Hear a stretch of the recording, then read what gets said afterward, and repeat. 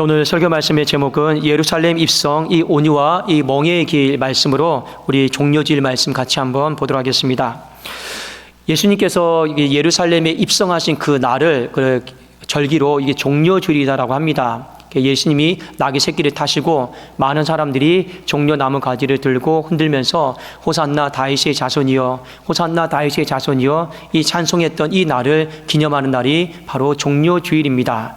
자, 그런데 이 종려주일은 많은 사람들이 생각을 했던 것처럼 축복의 길, 어떤 뭐랄까요, 성공의 길, 이런 길은 아니었습니다. 우리가 결론은 다 알고 있잖아요. 이 길은 그때만 잠깐 한호를 받았지 그 이후로 월요일부터는요 그냥 고난 길이었습니다. 인간이 생각하는 길과 주님이 생각하는 길은 완전히 좀 많이 달랐습니다.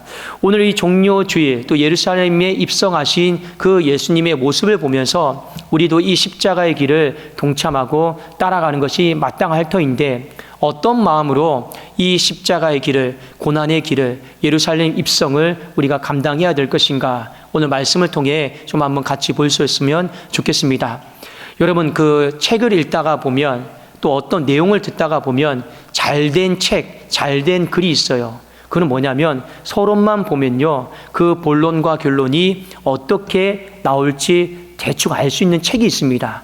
그래도 어떤 책을 딱 서론만 보잖아요. 아, 본론과 결론이 이렇게 끝나겠구나. 어떤 사람의 말을 들어요. 서론을 딱 들으면 아, 내용이 오늘 무슨 설교 하시려고 하나 보다. 이 설교가 제일 좋은 설교고 이 책이 제일 좋은 책입니다. 복음은요 단순해야 돼요. 복음은 쉬워야 되는 거예요. 복잡하고 어려우면 안 돼요. 서로는 저렇게 이야기했는데 본론은 결론은 다른 이야기를 하는 것 같고, 그러면 여러분 아닙니다.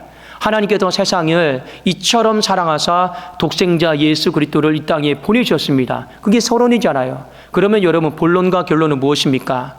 우리를 사랑해서 우리의 죄의 짐을 져주기 위해서 십자가 지시겠구나. 이 복음의 내용은 이렇게 단순한 겁니다. 이 땅에 오셨는데 왜 오셨을까? 그것이 도무지 감잡을 수가 없다라면 복음은 굉장히 어려운 것 아니겠습니까? 그러나 복음은 그렇게 어렵지가 않습니다. 왜 제가 여러분들에게 이 말씀을 드리느냐?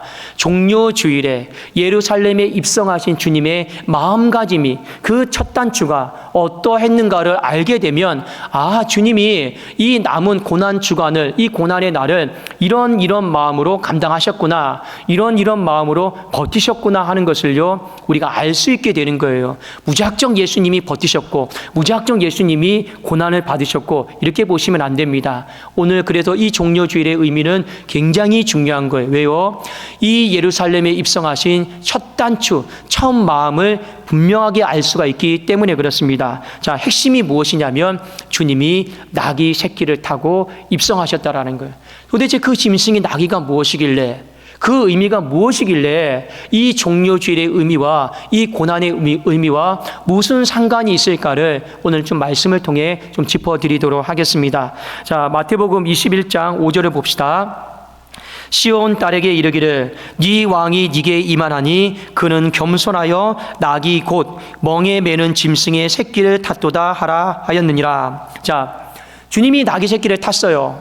그 나귀 새끼를 탔는데 뭐라고 되어 있습니까? 그는 겸손해서 나귀 새끼를 탔다. 자, 보통 왕들은 나귀 새끼를 타지 않습니다.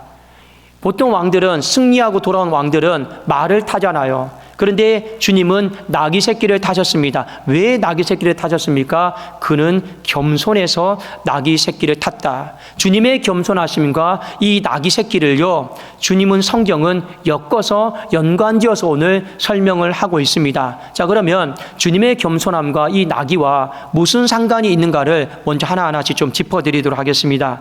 자, 여기 보면 겸손하다라고 하는 표현이 있죠. 이 단어는 헬라어로 프라이스다라고 하는 단어의 뜻을 가지고 있습니다. 왜 제가 여러분들에게 이 단어의 뜻을 말씀을 드리냐면, 보통 우리가 알고 있는 겸손과 좀 다른 뜻을 갖고 있기 때문에 그렇습니다. 이 겸손은 어떤 뜻을 갖고 있냐면 온유하다, 동정심이 많다라고 하는 이 헬라어로 이 프라이스다라고 하는 단어의 뜻을 가지고 있습니다. 자, 그래서 이 단어는 이런 사람들에게서는 사용이 안 돼요. 어떤 사람이냐? 사람이 분노할 수 있죠. 근데 그 분노가 억제되지 않는, 이 정갈되어지지 않는 분노 있죠. 이렇게 분노를 표출하는 사람들에게는 이 단어가 사용이 안 됩니다. 그리고 혈기 부리는 사람에게도 이 단어는 사용이 안 됩니다. 그리고 자기 자신밖에 모르는 이기심으로 충만한 사람들에게는 이 단어가 사용이 되지 않아요. 그러면 이 단어가 고대 때부터 어떤 사람들에게 사용이 되었느냐? 어떤 사람이 굉장히 심한 모욕을 당했습니다. 모욕을 당했는데 그 모욕을 참아내는 사람이 있어요. 그 사람을 예로부터 뭐라고 했느냐? 현자다, 현인이다라고 했습니다. 이런 사람에게 이 프라이시다라고 하는 겸손, 온유함, 동정심이 많은 이 단어가 사용이 되었다 하는 것을요, 우리는 먼저 아실 필요가 있습니다. 자, 왜 이것이 중요합니까? 예수님께서 이 예루살렘에 입성하시고 나서 그 뒤로 모든 삶 가운데 고난의 연속이었습니다. 여러분, 내가 잘못해서 고난을 받으면 충분히 감내할 수는 있죠. 그런데 이 고난은 어디로부터 온 고난입니까? 부당한 대우에서, 부당한 재판에서, 부당한 처사에서 발생한 고난이었습니다. 여러분, 우리가 인생을 살아가다 보면 직장생활도 그렇고 가정생활도 그래, 학교생활도 다 마찬가지입니다. 왠지 내가 차별받고 있고, 왠지 내가 부당한 대우를 받고 있고, 그 속에서 우리가 느끼는 고난들이 참 많이 있어요. 저도 잠깐 예를 들어보면 거의 군대 생활을 한 6년 정도 했는데, 이 군대 생활 속에서 참 부당한 대우를 많이 받았습니다. 군대에서는 뭐 지금은 안 그러겠지만 그때 당시 이 부당한 대우는 거의 구타였어요. 그 1년, 2년 때, 2년차 때 얼마나 많이 맞았는지 몰라요. 그냥 매일매일이 그냥 맞는 것이었습니다. 아침 조회 끝나면 불려가서 괜히 이유 없이 맞고, 또 화장실 가면 또 괜히 이유 없이 맞고, 그러니까요, 참 못하겠더라고요. 정말 이제 헬기를 부리고 싶고, 나도 진짜 한번 치고 박을까, 이런 생각들이요 많이 드는 것도 사실이었습니다. 제가 왜 이 말씀을 드리느냐? 예수님의 고난은 정상적인 어떤 절차 속에서 발생한 고난은 아니에요. 전부 다 처음부터 끝까지 부당한 처사, 부당한 대우, 부당한 재판 속에서 발생한 고난이었는데, 이 고난 앞에서 예수님이 어떻게 반응했는가를 보시면 우리 어떤 인간의 생각과 모습과는 확연히 다르다라는 거예요. 오히려 주님은 고난 앞에서 잠잠하셨습니다. 그 고난을 마치 암탉이 새끼를 품는 것처럼 다 그렇게 품는 그런 모습을 보이셨어요. 그래서 오늘 주님이 고난 앞에서 온유하다, 동정심이 많다라고 이야기를 하는 것입니다. 성경의 한 구절을 제가 말씀을 드릴게요. 이사야 56장 7절에 보면, 그가 곤욕을 당하여 괴로울 때에도 그의 입을 열지 아니하였으며 마치 도수장으로 끌려가는 어린 양과 털 깎는 자 앞에서 잠잠한 양같이 그의 입을 열지 아니하였도다. 여러분, 실제로 예수님은 십자가 지시면서 입을 여셨습니다. 내가 목마르다. 아버지, 저들이 모르고 한 것입니다. 용서하여 주옵소서. 다 이루었다. 주님은 십자가를 지시면서 입을 여셨습니다. 복음과 관련해서는 입을 여셨습니다. 그런데 고난과 관련해서는요, 한마디 말씀도 안 하셨어요. 이것만 아시면 됩니다. 여러분, 십자가를 어떻게 지셨습니까? 주님은 말없이 십자가를 지셨어요. 제자가 배신을 했어요. 이 베드로가 배신했습니다. 그리고 멀찍이 쫓아와요. 그런데 왜 배신했냐고 분노하고 서운해하지 않았습니다. 그저 측은하게 동정심이 많은 눈으로 그 제자를 바라보셨습니다. 여러분, 우리가 고통을 받으면 사람들의 일차적인 반응이 뭡니까? 고통을 받으면 힘들다라고 하는 걸 어떻게든지 표현하고 싶어요. 그래도 우리는 그 힘듦을 내 마음이 가까운 사람, 가족에게나 친구에게나 남편에게나 아내에게나, 때로는요 자녀들에게 그 힘듦들을 표현을 합니다. 표현하지 않으면 죽을 것 같거든요. 어떻게 해서든지 우리의 삶에 고통이 다가오면 힘들다로 나타나게 되어 있어요. 그리고 우리는 그것을 누군가에게 표현을 해야지만이 내가 좀 숨쉴만하고 살아갈 수 있습니다. 그런데 이것조차도 표현할 수 있는 사람이 없다. 그냥 이 고통을 나 혼자 내 속에서 삭히하면 된다 하면 우리는 보통 다른 생각을 하고 나쁜 생각을 할 때가 굉장히 많이 있죠. 근데 주님을 보십시오. 그 십자가의 길 가운데 이걸 누군가에게 표현할 수 있는 사람조차도 없었습니다. 솔직히요. 누가 받아줄 수 있는 사람도 아무도 없었어요. 그리고 그 부당한 대우 속에서, 부당한 고난 속에서 그 고통을요, 혼자 다 안고 가신 거예요. 어떤 마음으로요? 온유한 마음으로. 온유한 마음으로 다 안고 주님은 가신 거예요. 여러분, 주님이 마지막 십자가에 달리셨을 때 어떻게 하셨습니까? 아버지여, 저들이 모르고 그런 것입니다. 모르고 그런 것입니다. 그러면서 하나님께 뭐라고 기도한지 아십니까? 저들에게 참아달라고 기도하고 있습니다. 왜요? 알고 했으면 아버지께도 안 참으셔도 되는데 모르고 한 것이니 아버지 마지막까지 참아달라고. 본인도 다 참으셨지만 하나님에 대해서도 기도하고 간곡히 요청하고 있는 거죠. 참아달라고 요청을 하고 있는 것입니다. 여러분, 주님이 예루살렘에 입성하신 이 길은요, 상황과 환경에 따라서 내가 이렇게 반응하고 이렇게 반응했던 게 아니에요. 이미 첫 단추부터 들어갈 때부터 주님이 어떤 마음을 가지고 들어갔느냐, 이 온유의 의지를 가지고 주님이 들어가셨다 하는 것을요, 우리가 기억하셔야 되는 거예요. 이 온유의 의지가 무엇입니까? 어떤 상황이 와도, 사람이 나를 어떻게 대해도 나는 무조건 참겠습니다. 이게 바로 온유의 의지입니다. 그 마음으로 오늘 예루살렘에 입성하신 거예요. 여러분, 이게 쉽지가 않아요. 우리는 사람과의 관계 속에서 저 사람이 나에게 잘해주면 밥 한 끼 더 사주고, 저 사람이 나에게 잘해주면 밝게 웃어주고, 사람이 나에게 어떻게 대우해주냐에 따라서 우리는 반응이 나타날 때가 굉장히 많이 있습니다. 근데 주님은요, 그런 반응과 상관없이 사람이 나에게 어떻게 대하든 어떻게 하든 나는 이미 마음 먹었습니다. 온유의 의지, 나는 짐을 지겠습니다. 어떻게 해요? 나는 이 다 참겠습니다라고 하는 그런 마음으로 오늘 첫걸음을 걸어가셨다라고 하는 것을요, 저와 여러분들은 분명히 보셔야 되는 거예요. 여러분, 이 시대에 온유한 사람이 많지 않아요. 이 시대는 다 왕이 되려고 그래요. 여러분, 왕은 절대로 참을 일이 없습니다. 대통령은, 왕은요, 다 화가 있고 분노가 있으면 쏟아내요. 오늘 이 시대가 다 내 분노와 내 혈기를요, 왕처럼 다 쏟아내려고 하는 그런 시대 가운데 살아가고 있습니다. 그런데 이 십자가의 길이다라고 하는 거, 어떤 마음으로 걸어가는 것이 맞을까요?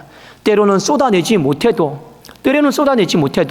여러분, 내가 참겠습니다. 내가 어떠한 상황 속에도 내가 참고 가겠습니다라고 하는 그 십자가의 마음, 십자가의 정신이요, 이 예루살렘 입성길 가운데 하나님은 보여주신 것입니다. 여러분의 삶 가운데도 분명히 기억을 하십시오. 그냥 어떤 일이든 간에, 어떤 사역이든 간에 저도 훈련 중에 있습니다. 이 목양을 하면서 성도님들이 나에게 어떻게 대우해야 돼요? 좋게 대우해주면 좋겠죠. 때로는 또 아프게 할 수도 있겠죠. 그러나 이미 마음은 어떤 마음이냐? 그냥 다 내려놔요. 내려놓는 마음으로, 왕의 마음을 다 내려놓고 어떤 마음입니까? 그래, 참겠습니다. 그래도 참겠습니다. 또 어떤 마음입니까? 참게 하겠습니다. 그 옆 사람, 분노하고 있는 사람, 더 화를 돋구고 그런 사람들도 많이 있잖아요. 그런데 같이 참게 하겠습니다. 그리고 나도 참겠습니다. 그것이 바로 주님의 온유였고 주님의 겸손이었습니다. 그래서 주님을 무엇이라고 합니까? 겸손의 왕이시다, 온유의 왕이시다라고 이렇게 표현을 하고 있는 거예요.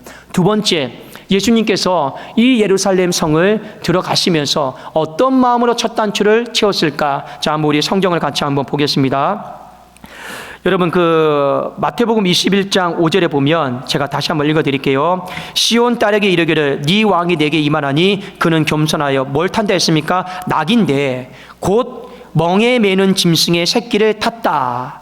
이 낙인데 어떤 낙입니까? 구체적으로 풀어주고 있죠. 멍에 매는 나귀. 이 멍에 매는 나귀는 우리 한글말로 쉽게 말씀을 드리면 짐을 나르는 짐승을 말합니다. 나귀의 존재 목적은 짐을 나르는 거예요. 그러니까 이 나귀는 부유한 가정에 태어났든지 천한 가정에서 태어났든지 주인을 잘 만났든지 못 만났든지 이 나귀의 존재 목적은 짐을 나르는 것입니다. 짐을 날라야 돼요. 그게 나귀의 이제 운명이에요. 존재예요. 그런데 마가복음 11장 2절에 보면 이 나귀에 대해서, 똑같은 나귀에 대해서 마가는 어떻게 표현을 하고 있냐면 아무도 타보지 않은 나귀 새끼, 아무도 타보지 않은 나귀 새끼, 이렇게 표현하고 있습니다.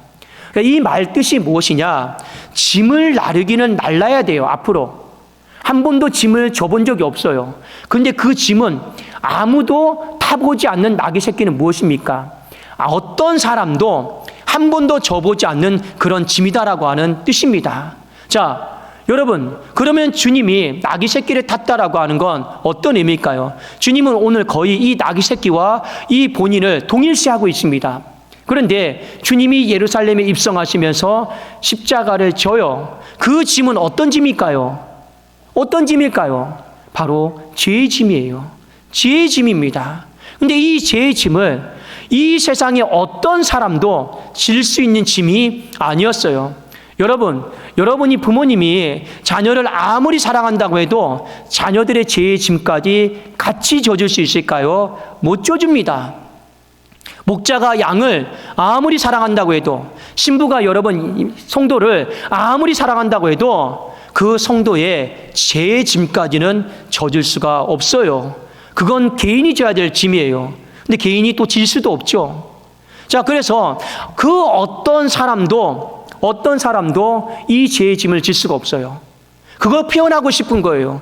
왜 나귀 새끼인데 굳이 하필이면 아무도 한 번도 타보지 않은 나귀 새끼일까? 그 의미를 우리에게 주시려고 말씀하고자 아니겠습니까?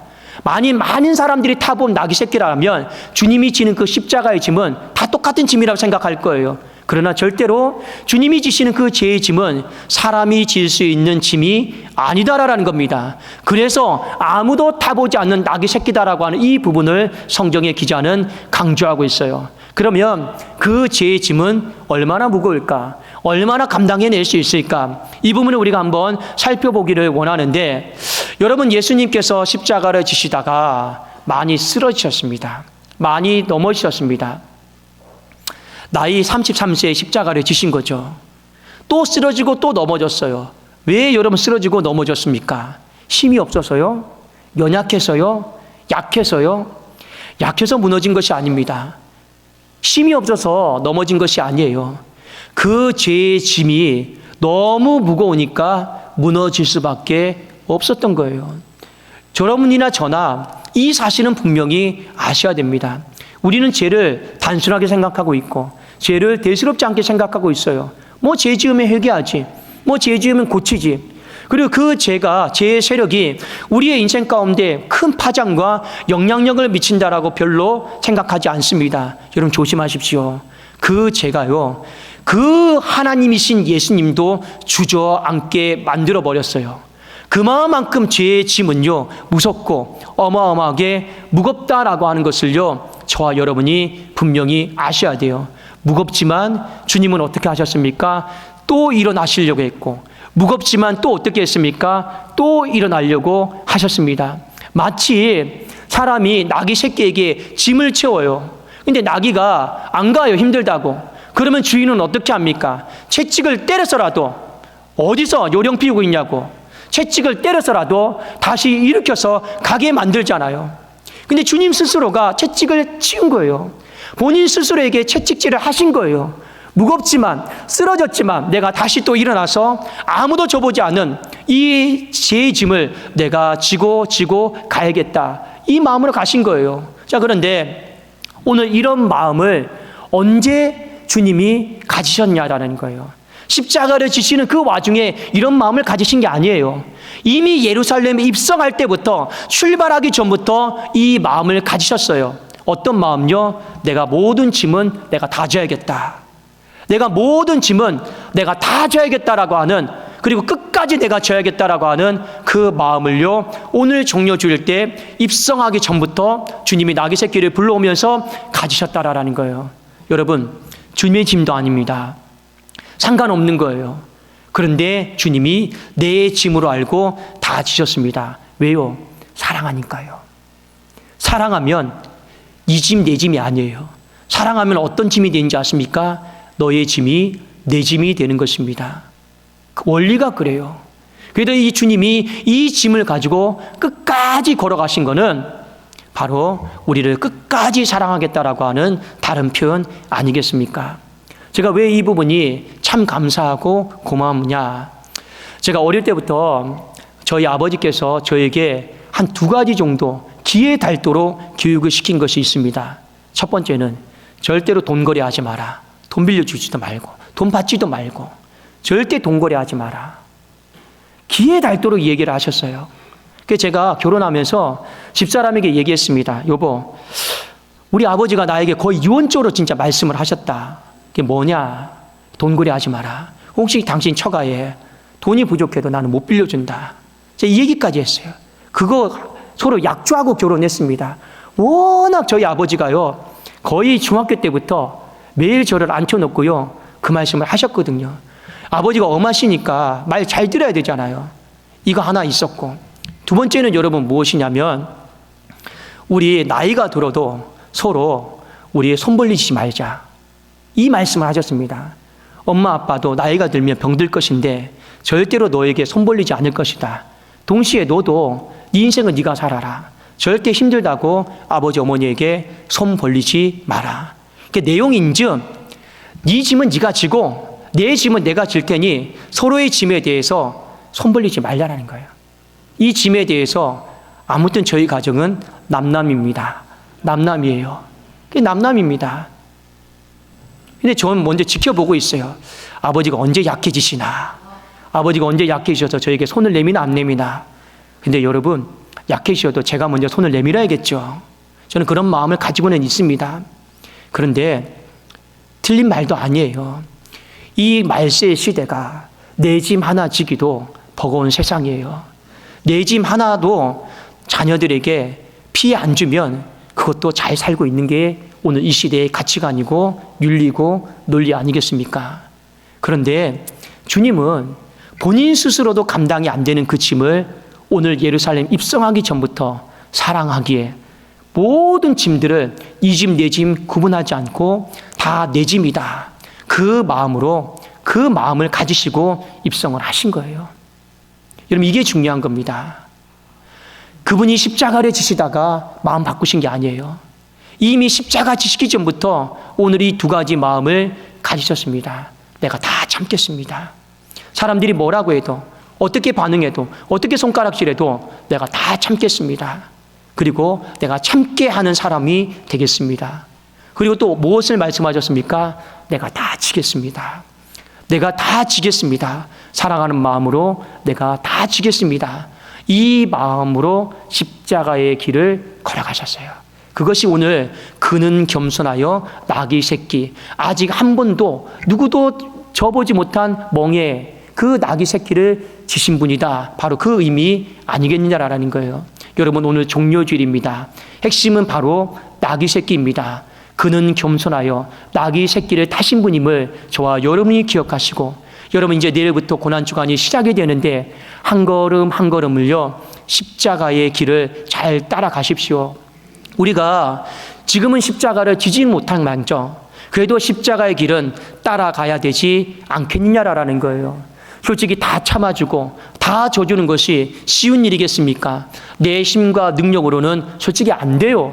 그러나 우리 안에 성령이 계시고 성령의 열매가 있고 오래 참음과 인내와 이 온유와 이 충성의 열매들이 다 있지 않습니까? 우리가 성령 충만한 마음으로 주님의 그 마음이 내 마음 되어지기를 원하는 마음으로 하나님 앞에 작정하고 나아간다라면 성령께서는요, 반드시 오늘 주님께서 가졌던 그 마음을 우리에게 주실 줄로 믿습니다. 그리고 우리는요, 그 십자가의 길을요, 한 걸음 한 걸음 따라가면서, 그리고 마침내는 그 십자가의 길이, 그 예루살렘의 입성의 길이 영광의 길이다라고 하는 열매로 저나 여러분에게, 가정에게, 교회에게 하나님께서 부어주실로 믿습니다. 여러분, 길을 잘 걸어가십시오. 첫 단추가 중요합니다. 첫 단추를 보면 그 사람이 어떻게 살아갈 것인지 답이 다 나오는 것처럼 오늘 예루살렘 입성을 보면서 주님 걸어가신 그 길이 내 마음 되어지기를 주님의 이름으로 축원합니다. 우리 기도하겠습니다. 살아계신 하나님 아버지여, 감사합니다. 그런 겸손하여 낙이 고운 멍에 매는 짐승의 새끼를 타고 예루살렘에 입성하신 주님 십자가의 길을 우리가 말씀을 통해 보았습니다. 고난주간을 준비하면서 이 거룩한 길에 함께 동참할 수 있도록 첫 단추를 잘 채우게 하여 주시옵소서. 십자가의 길을 잘 따라갈 수 있도록 성령이여 능력을 더하여 주시옵소서. 예수 그리스도의 이름으로 축복하며 기도 올리옵나이다. 아멘.